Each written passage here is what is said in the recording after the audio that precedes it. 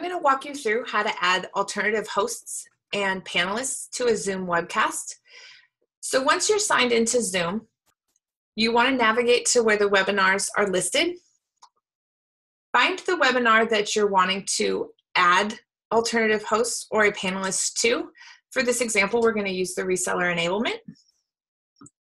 To add an alternative host, you can do it at the time you're setting up the webcast, or you can come back and do it afterwards. In this situation, we're going to do it afterwards.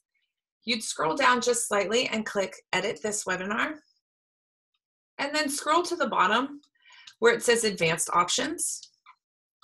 And here you're going to add people based on their email address. And so you just type in the email address of the person you're wanting to add as an alternative host. If you're needing to add more than one person, you just put a comma and list the next email address. The people who can be added as alternative hosts must have a pro license of Zoom. And once you have added everybody that you need, you just click Save.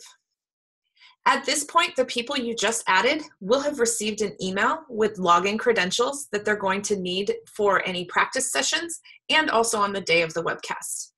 Now, an alternative host has the exact same access and controls that the person who set up the webcast has. So they are able to broadcast a session, they can record the session, they also have the Q&A and chat functions. And the reason why we set alternative hosts is so a webcast can be held without marketing ops or marketing program management being present at every single one. It allows them to be relatively self-sufficient. Now, to add a panelist, in addition to an alternative host, you scroll down a little bit further, and here under invitations, you'll see where it says invite panelists. On the right side, you're going to click edit, and here you're going to see the list. You are going to see who you've already added as alternative hosts, and in this next line, you're going to add the person that you're needing to add as a panelist. You can start typing in the person's name, and because everybody at GitLab is on Zoom, it should auto-populate. And so once you've typed in the person's name and it recognizes who it is, you can just click and it'll auto-populate the person's email address. If you need to add more than one person as a panelist, just click Add Another Panelist and it'll give you another row. You can add as many panelists as you're needing.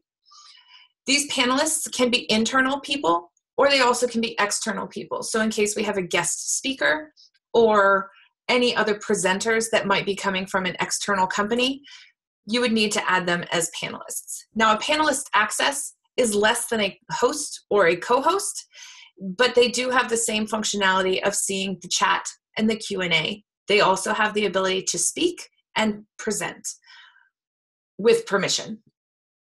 Once you click Save, it's going to send, because this is checked, it is going to send them an invitation immediately. And so you click Save, and the person is going to receive an email letting them know that they've been added as a panelist, and it is going to give them an access key. That access key is unique to every single person.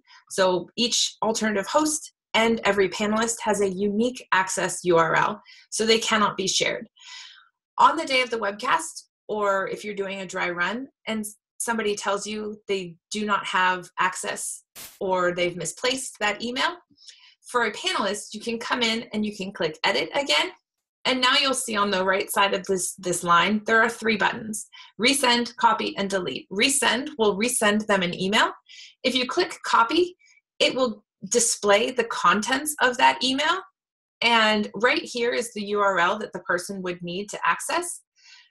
So if it's a need it now type situation, you can copy this URL and send it to them in a Slack message. And that's a way to expedite accessing a webcast.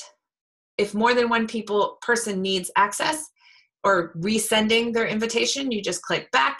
And if there was another person listed here, you would see the button Resend and Copy, and you could do the exact same thing.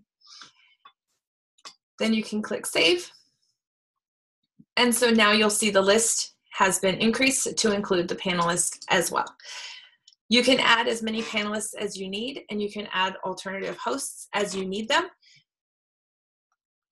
So if there are any requests that come in last minute, sometimes for enterprise demos, the request to add someone from the support team comes in a few minutes prior to the start time of the webcast, generally about 30 minutes beforehand. Whoever set up the webcast will just need to access the Zoom system, go in quickly, add them as a panelist, and the email will be immediately sent off, and the support team member will be able to access the webcast. If there are ever any questions, please reach out to Marketing Ops, and I am more than happy to answer.